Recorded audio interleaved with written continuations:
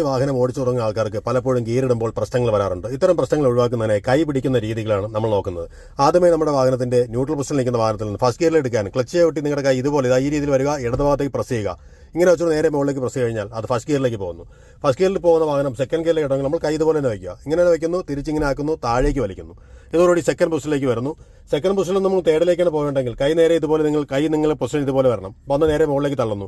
Just മുകളിലേക്ക് വരുന്ന അതേ പൊസിഷൻ തന്നെ മുകളിലേക്ക് നിങ്ങൾ പ്രസ് കൊടുത്തു കഴിഞ്ഞാൽ തേർഡ് ഗിയറിലേക്ക് തന്നെ പോകുന്നതാണ്. തേർഡ് ഗിയർ ഓടിക്കൊണ്ടിരിക്കുന്ന വാഹനത്തിനെ നിങ്ങൾക്ക് നാലാമത്തെ ഗിയറിലേക്ക് വലിക്കണമെങ്കിൽ നേരെ താഴേക്ക് വലിച്ചു കഴിഞ്ഞാൽ അത് നാലാമത്തെ ഗിയറിലേക്ക് വരുന്നു.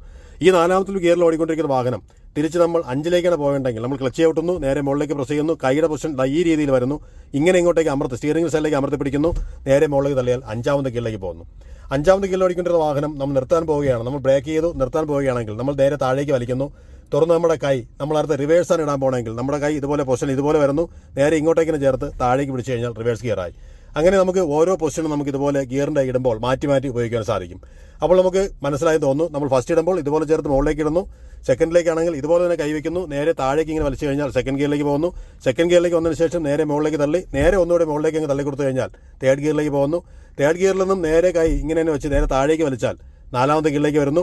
4 ഓടിക്കൊണ്ടിരിക്കുന്ന വാഹനം 5ലേക്ക് പോകാൻ ജസ്റ്റ് മുകളിലേക്ക് തള്ളി കൈയുടെ പൊസിഷൻ ഇതുപോലെ ആക്കി മുകളിലേക്ക് തള്ളി 5ാമത്തെ ഗിയറിലേക്ക് പോകുന്നു. ഇനി നമ്മൾ 5ാമത്തെ ഗിയറിൽ നിന്നും സെക്കൻഡിലേക്കാണ് പോകേണ്ടെങ്കിൽ നമ്മുടെ കൈ ഇതുപോലെ വയ്ക്കുന്നു, 5ൽ നിന്നും ന്യൂട്രലിലേക്ക് വരുന്നു, കൈ ഇതുപോലെ തിരിയുന്നു, തിരിച്ചിങ്ങോട്ടേക്ക് ആക്കി സെക്കൻഡ് ഗിയറിലേക്ക് ഇടുന്നു. കാര്യങ്ങൾ മനസ്സിലായെന്ന് വിചാരിക്കുന്നു. മറ്റുള്ളവർക്ക് കൂടി ഷെയർ ചെയ്ത് കൊടുക്കുക. മറ്റൊരു